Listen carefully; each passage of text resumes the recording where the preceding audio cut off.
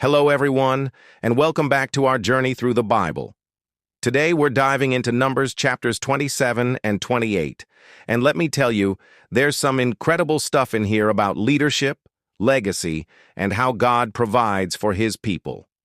Let's start with chapter 27. We meet 5 remarkable women, the daughters of Zelophehad. Their names were Mahlah, Noah, Hoglah, Milcah, and Tirzah. Their father had passed away, and under the current law, they couldn't inherit his land because there were no sons.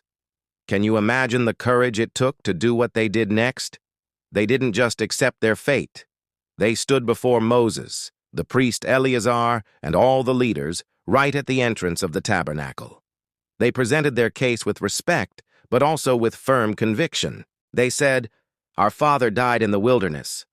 Why should the name of our father be taken away from his clan because he had no son? Give to us a possession among our father's brothers." This was a bold move, challenging a long-standing tradition. And what does Moses do? He brings their case before the Lord. God's response is powerful and precedent-setting. He says, "The daughters of Zelophehad are right. You shall give them a possession of inheritance among their father's brothers, and transfer the inheritance of their father to them."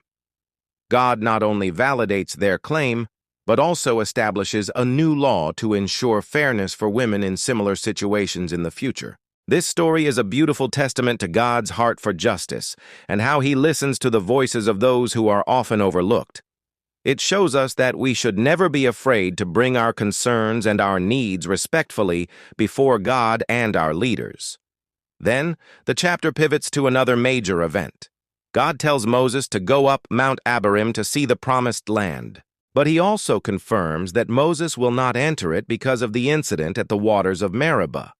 It's a poignant moment. But Moses' response is what's truly inspiring. His immediate concern isn't for himself. It's for the people. He prays, "Let the Lord, the God of the spirits of all flesh, appoint a man over the congregation, who shall lead them out and bring them in, that the congregation of the Lord may not be as sheep that have no shepherd." Moses' heart is for the flock. He understands the critical need for good leadership, and God answers his selfless prayer by choosing Joshua, a man in whom is the Spirit. Moses lays his hands on Joshua in front of everyone, publicly commissioning him and transferring authority. This is a masterclass in servant leadership and ensuring a smooth transition for the next generation. It reminds us that true leaders are always thinking about who comes after them, preparing others to carry the mission forward. Now, let's move into chapter 28. This chapter might seem like just a list of sacrifices and offerings, but it's so much more than that. It's about establishing a rhythm of worship, a constant daily, weekly, and monthly turning of the people's hearts toward God. God lays out the schedule for the daily offerings, the Sabbath offerings, the monthly offerings at the beginning of each new moon, and the offerings for the major feasts like Passover and the Feast of Weeks. Think about it this way. This was the heartbeat of their national life.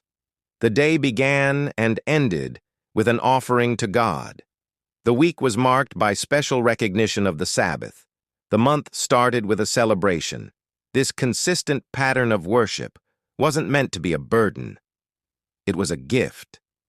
It was a way to keep God at the very center of their lives, to remember his provision, his holiness, and his covenant with them. These detailed instructions show us how much God values our consistent attention and devotion. It's not just about grand, one-time gestures, but about the daily practice of remembering him. For us today, it might not be literal sacrifices, but the principle remains. How do we create rhythms in our own lives to keep God at the center?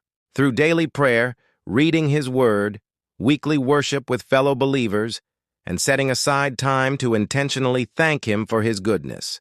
So, from these 2 chapters, we see God's heart for justice, the importance of raising up the next generation of leaders, and the beautiful rhythm of a life centered on worship. It's about leaving a legacy of faith and fairness, and living a life of constant communion with our Creator. Thank you so much for joining me today. I hope this was encouraging for you.